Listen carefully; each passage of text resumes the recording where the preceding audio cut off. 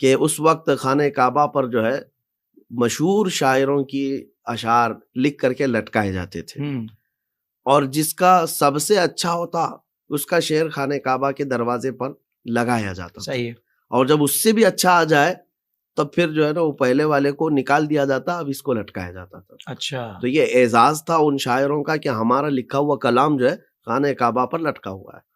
تو پھر یہ شعراء جاہلی جب لگاتے تھے تو ایک مرتبہ ایسا ہوا، رسول پاک صلی اللہ تعالی علیہ وسلم نے سورہ کوثر کی 3 آیتیں، انا اعطیناک الکوثر فصل لربک وانحر ان شانئک هو الابتر، یہ لکھوائی اور پھر اس کو خانہ کعبہ کے پاس لٹکایا۔ اب ظاہر سی بات ہے اس سے بہتر کلام ہوگا تو اس کو ہٹایا جائے گا اور دوسرا شعر لایا جائے گا۔ اب جب خانہ کعبہ پر یہ کلام لگایا گیا تو سب ارد گرد جمع ہوئے، اور کلام کی معنویت وہ عرب سمجھ سکتے ہیں۔ کیا بات ہے، واہ واہ! آج کے زمانے میں اس کو ایکسپلین کرنا بھی ہمارے لیے مشکل ہے، کیونکہ عربی زبان کی وسعت وہ عرب کا فصیح آدمی سمجھ سکتا ہے، کتنی گہرائی ہے، کتنی گہرائی ہے اس کے اندر۔ واہ واہ واہ!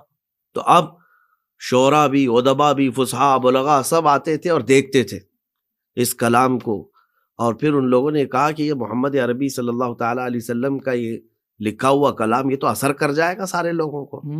تو سب جمع ہو کر کے ایک بہت بڑے شاعر کو لے آئے جس کے فی البدیہہ شعر کہنے میں کوئی مثل نہیں تھا، اس کو لے آئے اور کہا کہ دیکھو آپ کو تو جواب لکھنا ہوگا۔